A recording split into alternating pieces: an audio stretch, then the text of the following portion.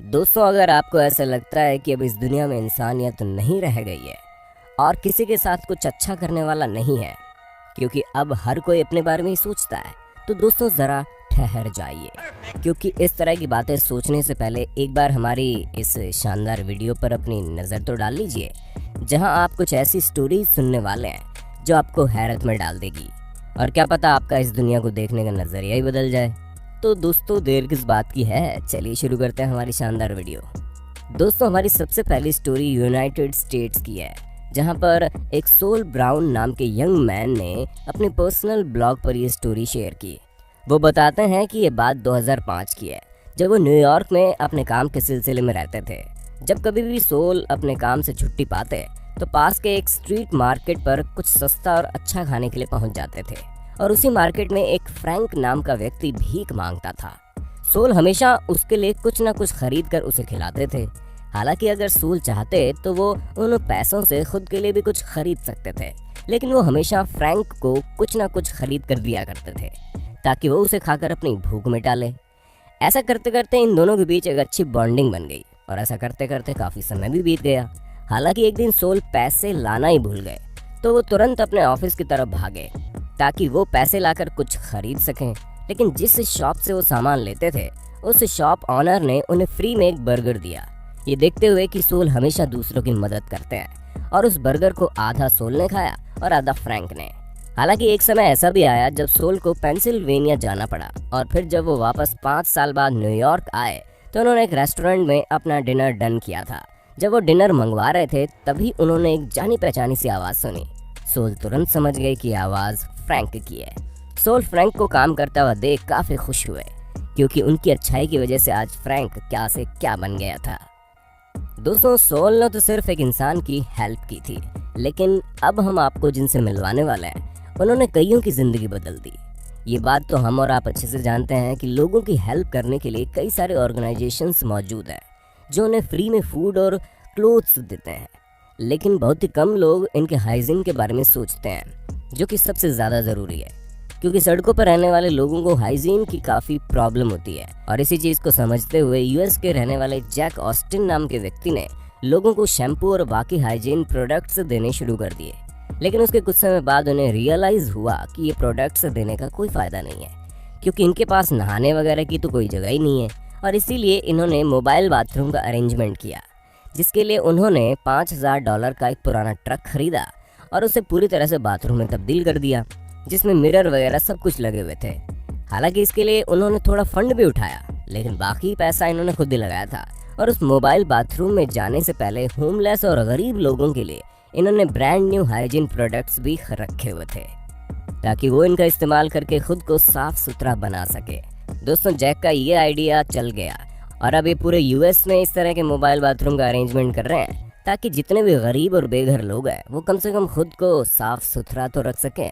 और वाकई सफाई के प्रति इनकी ये पहल बहुत ही शानदार है। दोस्तों, बेन राइट एक ऐसे व्यक्ति हैं जिनकी लाइफ में सब कुछ सही था। उनकी 2 बेटियां थी, वाइफ और अच्छी नौकरी। लेकिन जब इनका तीसरा बेटा पैदा हुआ तो उसे डेन सिंड्रोम था। दोस्तों, एक ऐसी बीमारी होती है जिसमें बच्चे शारीरिक रूप से तो बड़े हो जाते हैं, लेकिन दिमाग से वो बच्चे ही रहते हैं। और इसी वजह से बेन और उसकी वाइफ ने चौथा बच्चा करने की सोची, लेकिन उनकी चौथी बेटी जैक भी यही बीमारी से ग्रसित पाई गई। दो ऐसे बच्चों को पालना जिन्हें एक्स्ट्रा केयर की ज़रूरत होती है, बिल्कुल भी आसान नहीं था। लेकिन बेन और उनकी बीवी ने सब कुछ संभाल लिया। उसके साथ ही उन्होंने एक ऐसा आइडिया निकाला जिससे उनके दोनों बच्चों के साथ साथ इस तरह की बीमारी से जूझ रहे बाकी लोग भी खुश रह सके, क्योंकि इस तरह के लोग हमेशा कुछ नया सीखना चाहते हैं, लेकिन कोई उन्हें उस लायक ही नहीं समझता, जिस वजह से वो डिप्रेस्ड हो जाते हैं और धीरे धीरे सीखने की चाह छोड़ देते हैं। इसी चीज़ पर बेन राइट और उनकी वाइफ ने काम किया, इसलिए उन्होंने एक ऐसा कैफ़े खोला जिसमें सिर्फ इस तरह की बीमारी से पीड़ित लोग ही काम कर सकते हैं। दोस्तों, उनका ये आइडिया पूरी तरह से काम कर गया और कैफ़े चल निकला, जिसके बाद उन्होंने न सिर्फ स्टाफ बढ़ा दिया, बल्कि अपने कैफ़े की दूसरी ब्रांच भी खोल डाली, वो देख सके। दोस्तों, क्या ऐसा किया जा सकता है जिससे बड़ों और बच्चों दोनों को हेल्प मिले? अब आप अगर हमसे ये पूछेंगे तो हम आपसे बोलेंगे कि इस चीज़ को सबसे बेहतर तरीके से माइक फ्रिटोन ही समझा सकते हैं, जो पिछले 30 सालों से फुटवेयर इंडस्ट्री में है।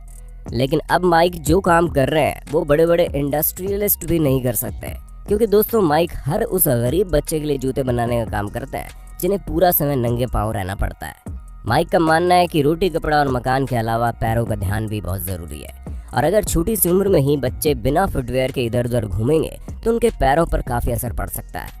इसी वजह से उन्होंने माई 360 प्रोजेक्ट नाम से एक NGO शुरू कर दिया, जिसमें वो फ्री में गरीब बच्चों के लिए जूते बनाते हैं ताकि वो अपने नन्हे नन्हे पैरों से दुनिया को और अच्छे से देख पाए।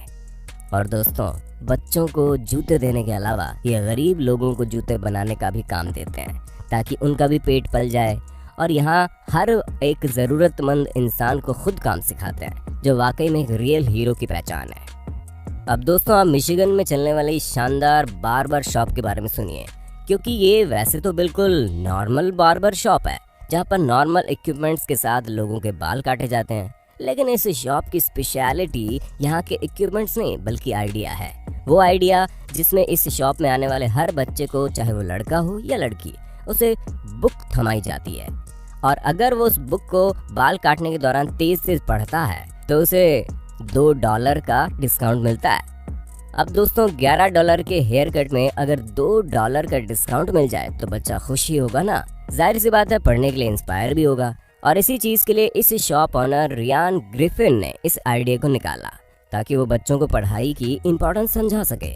उसके साथ इस चीज का फीडबैक जब उन्हें बच्चों के पेरेंट्स और टीचर से मिला तो इन्होंने इस चीज को और ज्यादा बढ़ा दिया। हाँ, भले ही इन्हें $2 अपनी जेब से देने पड़े हों, लेकिन इनका कहना है कि इनके $2 से अगर फ्यूचर बिल्डअप होता है तो इसमें कोई प्रॉब्लम नहीं है। दोस्तों, अब आप हमारे एक और रियल हीरो के बारे में सुनिए, जिनका नाम कैम्पबेल रैम्स है, और इन्होंने लोगों की मदद केवल 9 साल की उम्र से ही करना शुरू कर दी थी। दोस्तों, असल में कैम्पबेल शुरू से ही लोगों की हेल्प करना चाहते थे, खासकर उन बच्चों की जिनके पास खेलने के लिए खिलौने नहीं होते। और इसी चीज को देखते हुए एक दिन कैम्पबेल अपने फादर के पास गए और उनसे बोला कि ये पास के एक हॉस्पिटल में मौजूद सभी बच्चों को टॉय गिफ्ट करना चाहते हैं ताकि वो अच्छा महसूस कर पाएं और अपनी बीमारी से लड़ने में हिम्मत पा जाएं। लेकिन इनके फादर ने कहा ये तो अफोर्ड नहीं कर पाएंगे, क्योंकि ऑलरेडी कैम्पबेल 9 भाई बहन थे, और इसी कारण कैम्पबेल ने ये डिसाइड किया कि वो खुद अपने हाथों से बच्चों के लिए टॉय बनाएंगे। अब दोस्तों, आप खुद ही सोचिए, जहाँ ये सब सोचने के बावजूद अगर ना सुनने को मिले तो बच्चे निराश हो जाते हैं, लेकिन इस बच्चे ने हार नहीं मानी और खुद टॉयज बनाने का डिसीजन लिया, जिसके बाद 5 घंटे कमरे में अकेले बिताने के बाद इन्होंने एक शानदार टेडी बियर बनाकर तैयार कर दिया, जिसे इन्होंने अपनी मदर को दिखाया, और फिर जाकर इनकी मदर और फैमिली को विश्वास हुआ कि ये वाकई में दूसरों के लिए कुछ करना चाहते हैं, जिस कारण उन्होंने टॉय बनाने के रॉ मटेरियल प्रोवाइड करवाए। फिर क्या था, सुई, धागा और सिलाई मशीन लेकर ये 9 साल का बच्चा बैठ गया दूसरे बच्चों को खुशी देने के लिए। पहले क्रिसमस में इस बच्चे ने 365 टॉय बनाकर बच्चों में बांटे, और पूरे 3 सालों के समय में कैम्पबेल ने खुद अपने हाथों से 800 से ज्यादा टॉयज बना दिए हैं। दोस्तों, कैम्पबेल ऐसा इसलिए करते हैं क्योंकि उन्हें पता है कि बीमारी में लोग बहुत ज्यादा लो फील करते हैं और उन्हें कुछ भी अच्छा नहीं लगता, क्योंकि इन्होंने कुछ ही समय पहले अपने फादर को कैंसर जैसी बड़ी बीमारी से जूझते हुए देखा था, और तब इस लड़के ने अपने फादर की बहुत हेल्प की थी, उन्हें खुश रखने की बहुत कोशिश की थी। हालांकि कैंसर तो इसके फादर के शरीर से चला गया, लेकिन इनके अंदर लोगों की मदद करने का कीड़ा छोड़ गया, और अब ये लड़का हर रोज सिलाई मशीन में बैठकर दूसरों को खुशी देने के लिए अपने हाथ पैर चलाता है, ताकि इसके द्वारा बनाए गए खिलौनों से बच्चे खुश होकर अपनी बीमारी से लड़ने में कैपेबल बन सके। और इस छोटे से बच्चे के इस इनिशिएटिव की वजह से बहुत से लोगों ने इसे बधाइयाँ और आगे भी इसी तरह का काम करने की सलाह दी। तो दोस्तों, आज के लिए बस इतना ही। उम्मीद है आपको हमारी वीडियो शानदार लगी होगी, और ऐसे इंटरेस्टिंग वीडियो लगातार देखने के लिए हमारे चैनल को लाइक, शेयर, सब्सक्राइब भी कर देना यारों। धन्यवाद।